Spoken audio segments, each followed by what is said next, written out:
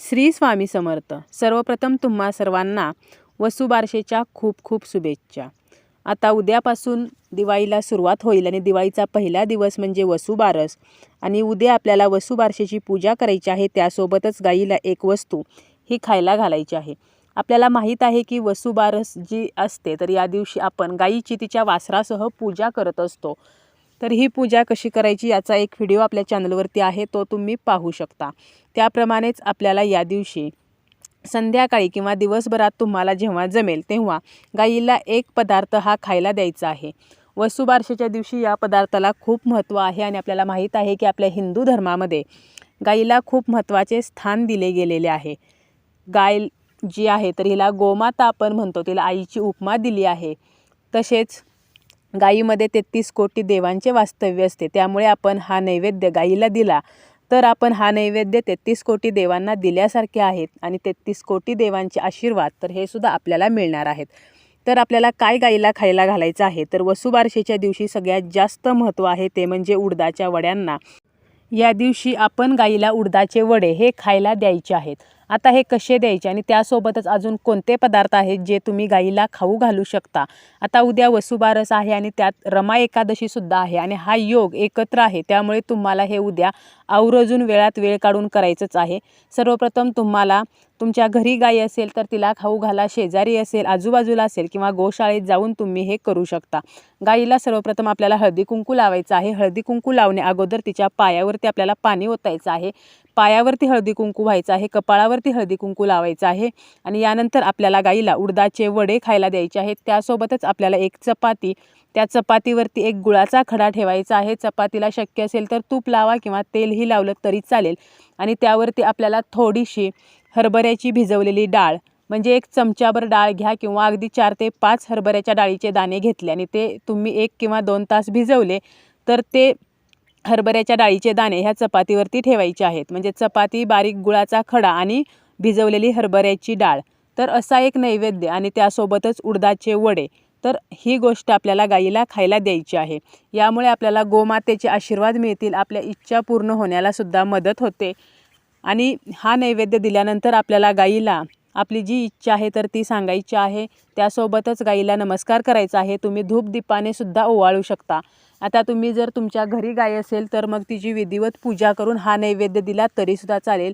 गाईची आपण विधिवत पूजा करायची आहे. तसेच गाईला हारसुद्धा या दिवशी घातला जातो आणि गाईला हा नैवेद्य दिला जातो.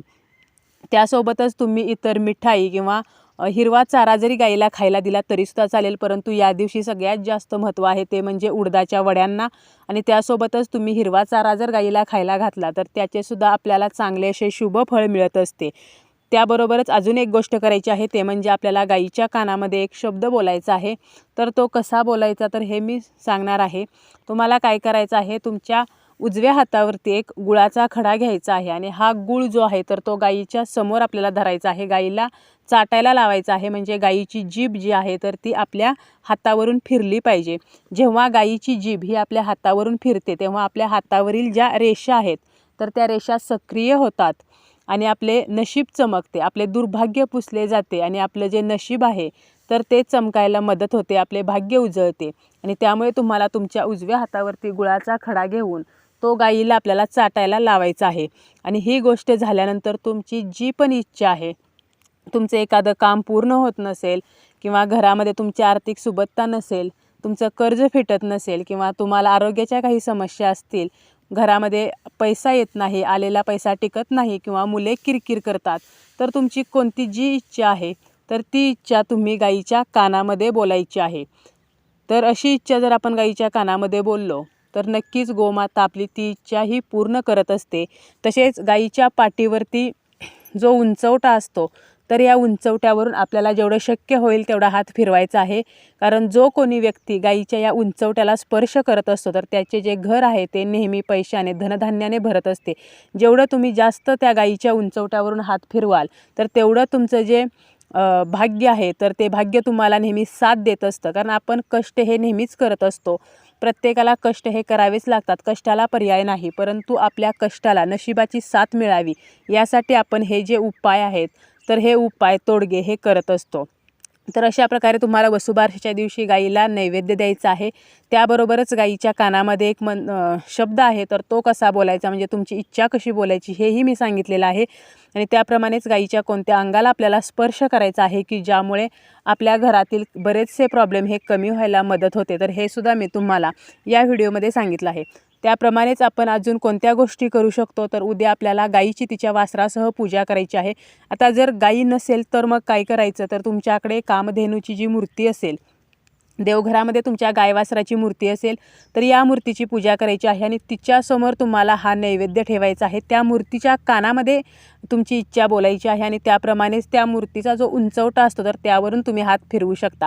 आता जर तुमच्याकडे ही कामधेनूची मूर्तीसुद्धा नसेल तर तुम्ही गाय वासराचं जे चित्र आहे तर त्या चित्राची पूजा करू शकता किंवा तांदळाने किंवा तुम्ही फुलांच्या पाकळ्यांच्या साहाय्याने गाय वासराची मूर्ती रेखाटू शकता आणि त्याचीसुद्धा आपण पूजा जरी केली तरीसुद्धा चालते. त्याप्रमाणेच उद्या रमा एकादशी आहे, त्यामुळे तुम्हाला या दिवशी श्रीकृष्णांची पूजा करायची आहे. प्रत्येक एकादशीला आपण श्रीहरी विष्णूंची पूजा करत असतो, परंतु रमा एकादशीला आपण बाळकृष्णांची पूजा ही करायची असते. तसेच तुम्ही बाळकृष्णांना या दिवशी तुळशीची पाने जी आहेत तर तीसुद्धा अर्पण करायची आहेत. तुळशीची जी पाने आहेत तर ती एकादशीच्या दिवशी तोडली जात नाहीत, त्यामुळे आपल्याला ही अगोदरच तोडून ठेवायची आहेत. आणि आपण बाळकृष्णांना तुम्ही 108 पाने किंवा 11 पाने किंवा 1000 तुळशीपत्रे जरी अर्पण केली तरी चालेल. आणि ही तुळशीपत्रे अर्पण करत असताना आपल्याला एक मंत्र म्हणायचा आहे, ओम नमो भगवते वासुदेवाय, ओम नमो भगवते वासुदेवाय. तर असा मंत्र म्हणत आपल्याला ही तुळशीपत्र जी आहेत तर ती अर्पण करायची आहेत. त्याप्रमाणेच उद्या आपल्याला चुकूनही तांदळापासून बनलेले पदार्थ किंवा भाताचं सेवन करायचं नाही, दिवसा झोपायचं नाही. दिवाळीचे 5 दिवस हा दिवसा न झोपण्याचा जो नियम आहे तर तो आपल्याला पाळायचा आहे. म्हणजे दिवाळीच्या 5 दिवसांमध्ये दिवसा झोपणं हे शक्यतो टाळायचं आहे आणि सकाळीसुद्धा लवकर उठायचं आहे. तर अशा प्रकारे वसुबारसेचा दिवस आहे. वसुबारस ही फक्त वर्षातून एकदा येत असते, त्यामुळे तुम्ही इतर वेळेला जरी तुम्ही एकादशीच्या दिवशी जरी गाईला काही खायला देत नसाल तरी वसुबारसेच्या दिवशी तुम्ही नक्की गाईला खायला द्या.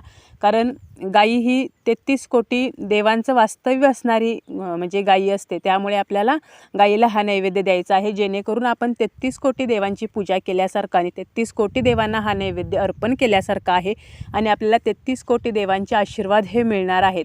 आणि नक्कीच आपल्या आयुष्यात ज्या काही अडचणी असतील, संकटे असतील, दुःखे असतील किंवा आपल्याकडे दरिद्रता, गरिबी, अलक्ष्मी असेल तर ती कमी व्हायला, ती निघून जायला नक्कीच यामुळे मदत होते.